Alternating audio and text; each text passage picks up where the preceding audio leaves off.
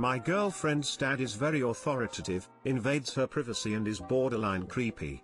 How do I help her? I, 25M, have been in a relationship with my girlfriend, 23F, for about a year or so. She's a college student currently living her parents. Her father rules the household with an iron fist. He imposes a lot of rules and restrictions, some of which are downright ridiculous, in the household, and my GF and her family basically do not have much freedom in the house. There are strict curfews and schedules to do things within the household, such as when they can shower, use the kitchen or even leave the house. Everyone complies with him because of his OCD about cleanliness within the house. No one dares to go up against him or question his authority because they feel it is futile. They have tried in the past and he turned verbally and sometimes physically abusive, but he hasn't laid hands on her for a good period of time. He controls many aspects of my GF's personal life. One example is that he checks and packs my GF's bag every time before she leaves the house. My GF tells me that she has to turn off her cellular data when she goes to shower so her dad does not read the notifications coming into her phone. The whole situation just feels not right and unsettling to me. Ever since we got together,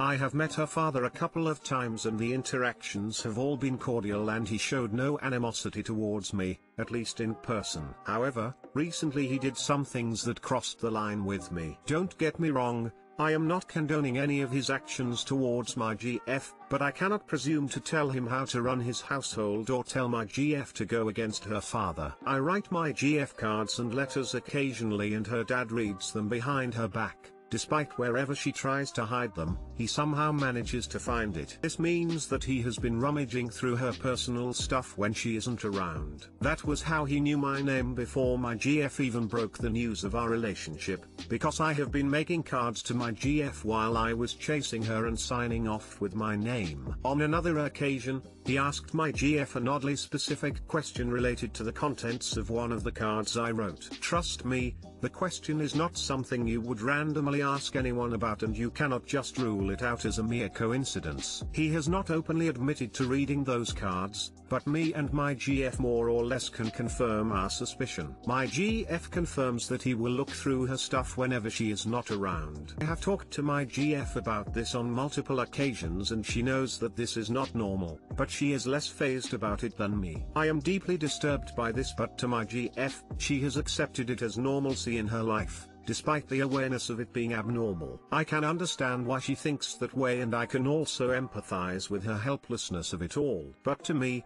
just because you are used to something does not make it right. In fact, I feel violated that her father is reading something that I wrote only for the eyes of my GF. I know moving out is the best solution for her, but right now, due to various circumstances, that is not the short-term solution possible. Suggesting that she moves in with me is also not viable as her parents would go berserk, given that we are not married and cohabitation is not in the dictionary of her traditional Asian parent minds. Also, I am afraid that living in such a household for her whole life might have caused some deep-seated trauma in her mental state. How can I help her in any way? Too long didn't read. My GF's father is very controlling of my GF and disregards her privacy. He reads the letters that I write to my GF despite my GF's efforts in trying to hide the letters. Ah yes, the Asian patriarchy. Bane of many children's existence, including my own, in this new age where it is rightfully outdated but they won't let go of it. I'm gonna be real with you here, although most of the comments are right in the abusive household aspect, I completely understand your GF when she shrugs it off and says it's the norm. You know, families aren't supposed to be run like a dictatorship. That does not stop it from happening as he clings on to the shitty cultural tradition and the power trips it gives him. Any pushback will be met with corporal punishment. He likely hasn't been physical with her in the recent years because she's older and may fight back. I didn't. That's how the punishment in my house finally stopped towards me. She's basically in tolerance/survival mode until she can move away. If you're in for the long haul of helping her, which you seem to be, Good for you. But be prepared for a lot of emotional blackmail from her family when it happens. Her dad will follow through on any threats to cut off contact with her for even daring to go against him. Good news is she is aware of what a normal familial relationship looks like, and she'll likely keep in contact with extended relatives. If she only really has a few months left until graduation, work on a plan together to move in, job planning/searching, but don't leave evidence around for him to snoop through. Make plans with phone calls or in person, but don't let her take anything home or it will get messy. The goal is for you guys to come up with a good excuse for her to move out in the most neutral way possible. She likely won't feel safe enough to stand up for herself until she's finally out of the house and out of his reach.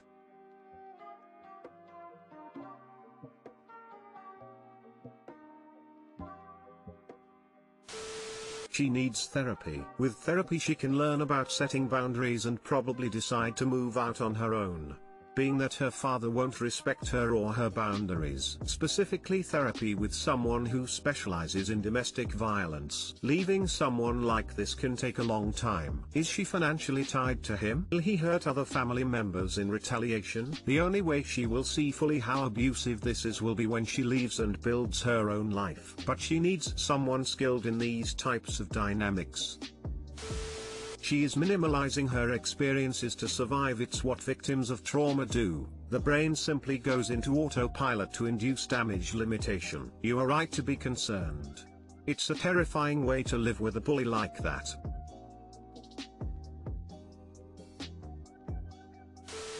Your girlfriend needs to move out of her parents' house if she is unhappy with the way her father treats her, which she should be. She needs to get out of there ASAP. I know it's not possible at the moment, but she should definitely be making plans, with your help, if that's what you both want. Doesn't matter if her parents don't like it, her father's behavior is abusive, and it's terrifying how much she's normalized it. OCD is not an excuse for his invasions of her privacy. I, 25F, am nervous about buying a home with my husband, 25M, and division of labor. My husband and I, together 8 years, are buying a home together after several years of renting. Everything is almost complete. We are closing on the house next week. On one hand I'm excited because we've been living in a shitty condo for the past 2 years. It has a mold problem, peeling wallpaper, old appliances, can't hang anything on the walls, not enough space. But our new place is lovely and we can make it our own. However, as the closing date gets closer I'm starting to have worries. My husband and I are only 2 people, no kids or pets. But somehow we manage to generate so much mess and are really terrible about keeping things clean. I manage to keep up with dishes, laundry, etc. but things like cleaning our appliances, tubs, and floors always gets put off for later and later. Long story short, our place currently isn't clean. We used to be no better about it back when guests were a thing, but with the pandemic I guess our bent towards laziness/depression has only gotten worse. I want to be better about cleaning in the new place but I'm overwhelmed. It's a 4-bedroom home. Additionally, my husband often needs to be asked to help me. Hey, can you do the dishes? Hey, can you take out the trash? Etc. And they still don't get done as often as they should. I'm not great about cleaning at all, but no one has to ask me to do these things. I want to get my husband on board with cleaning as well. Verbally he says he is, but talk is cheap. I'd settle for him picking up after himself more often, no laundry on the floor, no soda cans everywhere, etc. How can we improve our standards of cleanliness and have an equitable division of labor without arguing a ton? Any tips for keeping a home clean for 2 natural slobs? Too long didn't read. Husband and I moving into a house soon. Worried about division of labor and cleanliness. Look up emotional labor. Discuss with him. Tell him you don't want to do it all, and it seems you are headed that way. Tell him you do not want that life.